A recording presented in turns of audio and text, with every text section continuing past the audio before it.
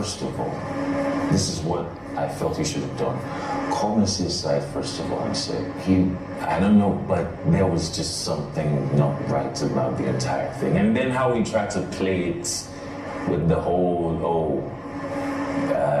there was a few things he said that just really gave the intention away. Like, it just wasn't coming from the right place, really. It wasn't.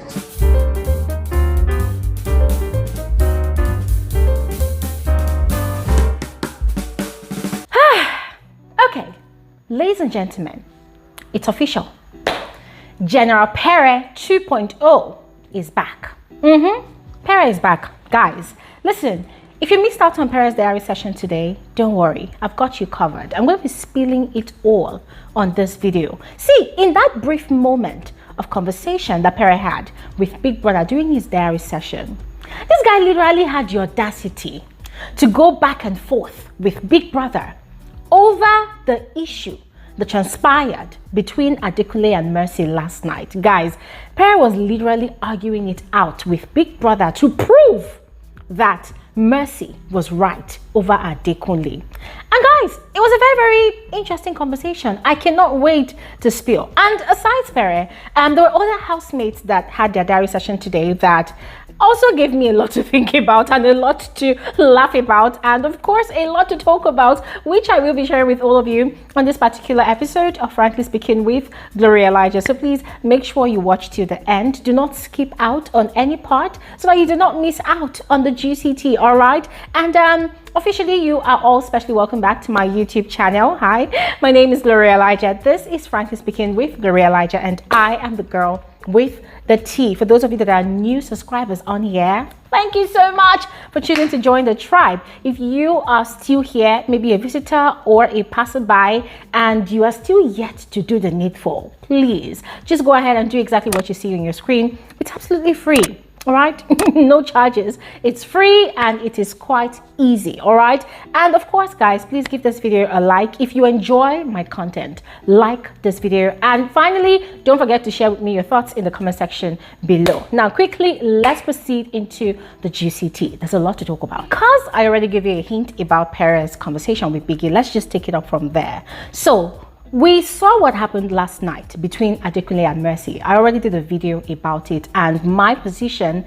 in that matter is that Mercy was rude and disrespectful to ADEKUNLE, regardless of what her intentions were, regardless of the fact that her concerns were valid. She was rude, she was disrespectful. If Mercy was in ADEKUNLE's position as head of house and the winner of her season, she would not take that level of disrespect. Yes, guys, that is my stance. I don't know about your own opinion, but that is my frank opinion. So here's the deal.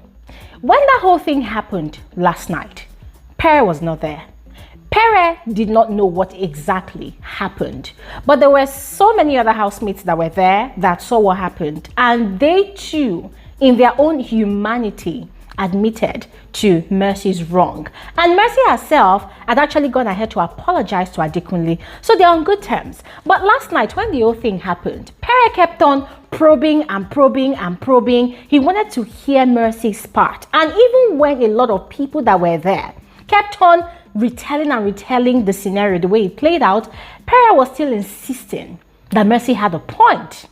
Now, later on, I think he had a conversation with ADEKUNLE talking about, he did not know what happened. That's the reason he was kind of confused on what to conclude about the whole matter. Only for Pere to go into the diary room today. Guys, this whole thing is funny. Just brace yourself to laugh. Now, only for him to get into the diary room today, and he brought up the conversation by himself. I think Big Brother had asked him if there was anything else he wanted to talk about, and then he brought on that conversation by himself, which made me think that this guy has actually taken out time to, regurgitate the matter, think about it over and over again, and had sort of found an opportunity in that situation to play devil's advocate for Mercy to his advantage. I'll tell you what that means. Anyways, he told Big Brother what Mercy had told him and what ADEKUNLE had told him. And then he ended up taking Mercy's side. According to him, Any reasonable person will understand where Mercy was coming from. And he was very, very careful to omit the fact that Mercy was disrespectful to Adekunle because he was in that gathering in the lounge when Mercy had stood up and walked out. Which did not really surprise me, ladies and gentlemen, because we saw the role of the villain that Pere played during his season, the Shine Your Eye season. And of course, we know that both roles, that's the role of Adekunle being head of house and being calm, and Mercy being the, recalcitrant child that she was last night. Pere can equally play both roles. But if Pere had been in Adekunle's shoes, he would have done worse. He would have literally lashed out at Mercy and they would have had a serious altercation last night. Pere is capable of such, yes.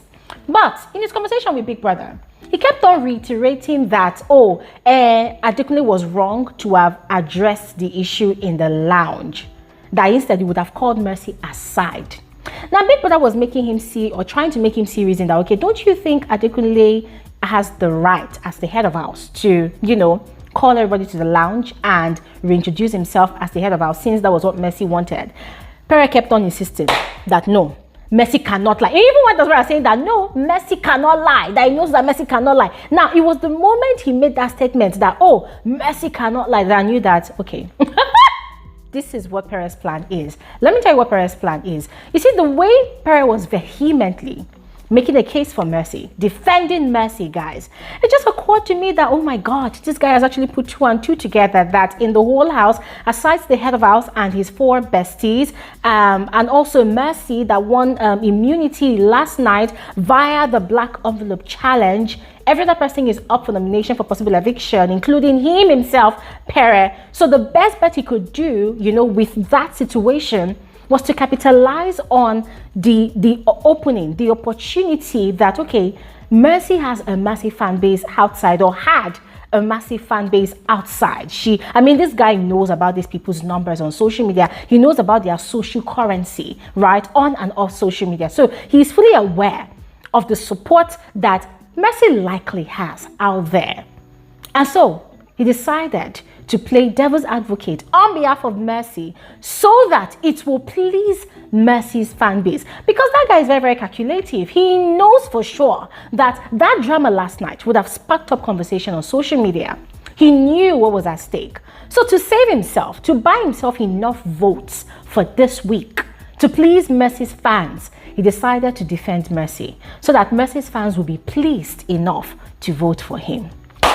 Ladies and gentlemen, the moment Pere did all of that, even when Big Brother kept on asking and presenting different scenarios, and then finally asked him, that is your own opinion, I guess. And then Pere said, yes, that is my opinion. I said, bam, the general is back. This time, bigger and better. Ladies and gentlemen, see, aside Pere canvassing for votes, right, from Mercy's fans, I could also see right there that this guy has automatically found a target in that house, a prey in that house. I feel like the same thing he did to WHITEMONEY during his season is what he would probably do to Adekunle in that house. He has seen that Adekunle, no matter the provocation that came from Mercy last night, Adekunle did not overreact. And so for him, he has found his prey. He's probably going to want to provoke Adekunle to the fullest until he gets the result he wants.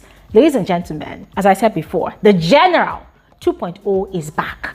Keep our fingers crossed and let's see how that pans out. Guys, this is just my own analysis from the whole situation. I would love to hear yours. Now, quickly moving on to the other diary sessions that we had today. Uriel's diary session was quite entertaining. Oh my God. Indeed, the queen of the diary room is back. Princess was going to measure up, but Princess was busy doing a lot of tabor. In other words, she was busy making a lot of, grammatical and structural errors. At some point, I had to put an audio on Twitter like, oh my God, somebody should please tell Princess to stop. This girl was literally calling, diplomacy in communication, international relations with the housemates. I'm like, hey, this girl will not kill me. This girl will not kill me. But going back now to Uriel, oh my God, Uriel's diary session was so refreshing. It was so entertaining. She gave us a lot to laugh about. But in the midst of all the playfulness with Big Brother, in the midst of all the, revelations, there was a particular gist that she dropped about Doyin. Guys, I almost fainted. So you see, apparently, yesterday, before the nomination process, when Doyin, T-Badge, they had actually created their coven of conspirators, to discuss their nominations, who, why, how, and all whatnot. After they had finished discussing, according to Uriel, Doyin had walked up to her and I told her that, oh, Uriel, in my group, when we were talking, your name came up. And I don't want them to nominate you. But if you promise that you will not nominate me, I will go ahead and convince them not to nominate you. You have my back, I have your back. Now, Uriel immediately decoded that, nah, this girl, your head is not correct. I mean, guys, I loved the way she analyzed it. For her, the moment Doyin brought that conversation to her, she saw red flags all over. For her, it meant that Doyin would definitely betray her. It meant that Doyin would definitely throw her under the bus. That for Doyin to have just come out of her deliberation session with her group of conspirators and then still came to her, to, in quote, reveal what they had actually discussed just to secure herself, that it means that Doyin is insecure and cannot be trusted, and that Doyin can easily betray her just as she has just betrayed her fellow housemates. Bam. She said that was actually the reason she nominated Doyin yesterday, because she felt like, nah, Doyin cannot be trusted. Hey, guys, when Uriel revealed that conversation, oh my God, I was literally rolling on the floor with laughter. I say, hey, Uriel is back. And what she said is quite valid. She said, what does Doyin think or even take her for?